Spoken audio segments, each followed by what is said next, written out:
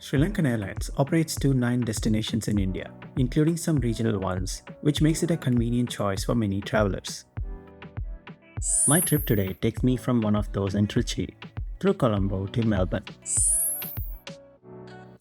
Join me as I share my onboard and transit experience over the 2 flights, including one reason you might want to be wary of booking them. Today's video has to be split into 2 parts for reasons that I'll explain later. Trichy Airport is located 5 kilometers from the city and is the second busiest by international connectivity in the state of Tamil Nadu, after Chennai. The new terminal opened just a few months ago and pays homage to the temple city with its stunning architecture. Despite the terminal's aesthetic appeal, the check-in experience itself wasn't that efficient. There was a separate line for business and one world status holders, but it moved slower than economy lines, with queue jumpers galore. SriLankan Airlines provides the standard 30 kgs of baggage in economy class. I quickly whizzed past immigration and security and into the departure area, which was really empty. Turns out that the airport was still in its infancy, and apart from the one food pop-up, there was nothing else really open.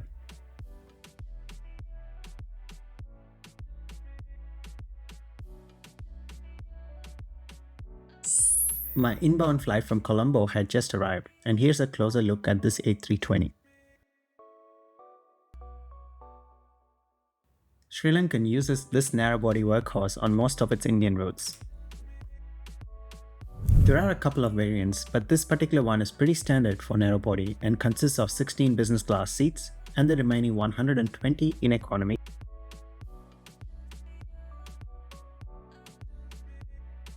Boarding commenced about 30 minutes before the flight and was done in reverse order with passengers in rows 20 plus, which included me boarding first.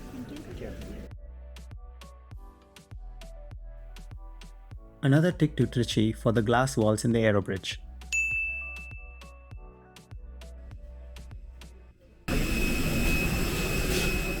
We were welcomed pretty warmly by the flight crew, which set a really positive tone for this flight. Hello, row 20, I think it's this one. 20. The aircraft might be showing its age, but for a 45-minute hop across the strait, it was more than enough. The seats featured 32-inch in pitch, which was pretty generous as you can see here. There was even a small in-flight entertainment unit, and more surprisingly for an aircraft of this age, a USB power outlet. Being an A320, there were of course individual air vents. I just wish that the seat pockets were a bit more usable. Onboard and welcome to SriLankan Airlines. As the safety video begins to play, it was time for pushback. We taxied past the newer but now old terminal at Trichy on our way to the runway.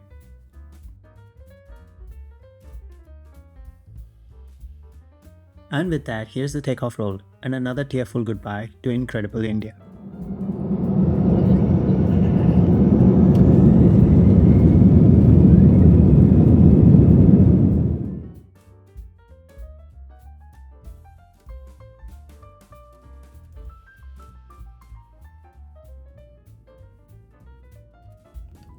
Post takeoff, I had 42 minutes to chew through, and the entertainment system came in handy. It wasn't cutting edge in terms of touchscreen technology, but it did have a selection of movies and TV shows. I wasn't expecting any food for this short flight, so I was surprised when the crew handed out a small wrap and some juice as part of the onboard service.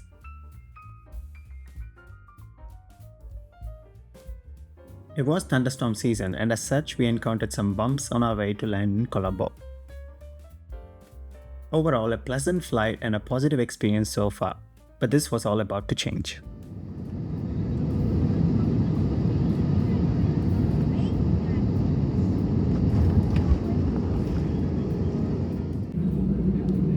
அன்பர்களே, நாம் இப்போது தரையிறங்கி உள்ளோம். ஆசனப்பட்டி சமத்துவத்தை வழங்குகிற தமையை பெருமகிழ்ச்சி அடைவதுடன் மீண்டும் சந்திக்க விரும்புகின்றோம். ஒன்வேர்ல்டு அமைப்பின் உறுப்பினரான SriLankan Airlines பயணம் செய்தமைக்கு நன்றி.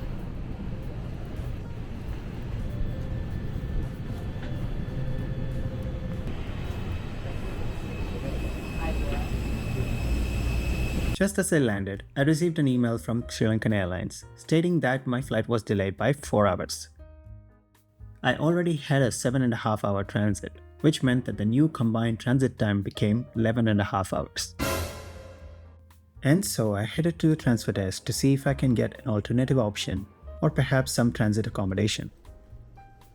SriLankan has a stopover program for flights over 8 hours in transit, but I was told that since my original transit was 7 hours and 30 minutes, it was under the 8-hour cutoff. I was also told that 4 hours of delay is not considered large enough. This was the second time in the week I had faced such long delays with SriLankan Airlines. My inbound flight from Australia was also delayed by 6 hours, and for the duration of the whole week, I was seeing 5+ hours of delay on A320 flights to Australia. As such, I was prepared for this and booked a transit hotel at my own cost for a few hours.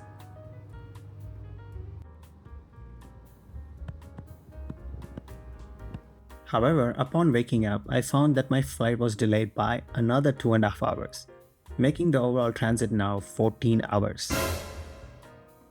At this point, with 7 hours of transit time still left, I made my way to the transfer desk to be simply offered a meal voucher. That meal voucher can only be used at a particular restaurant, and these are the options provided there. I do understand that delays are part of every airline's reality, but consistent long delays and lack of customer service is pretty disappointing. Thankfully, I had access to the Serendiva lounge as part of my One World status, which helped a bit.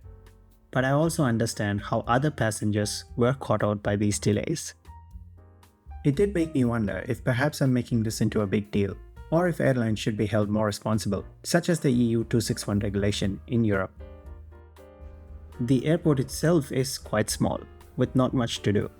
If it was a day transit, I would have considered going outside to the city. Nevertheless, after 14 hours, a full night at the airport, I finally made my way to catch my onward flight. I do get to end the story with a positive note, as I got bumped to business class due to a full economy class cabin. Well, that's a nice twist to the story, isn't it? Totally unexpected, but that didn't leave me any less disappointed by the transit experience at Colombo. I will save the SriLankan business class experience for the next video, but I'll finish with some pictures of the seat and in-flight experience from my inbound flight from Melbourne. Overall, a very pleasant experience on board, totally let down by ground experience.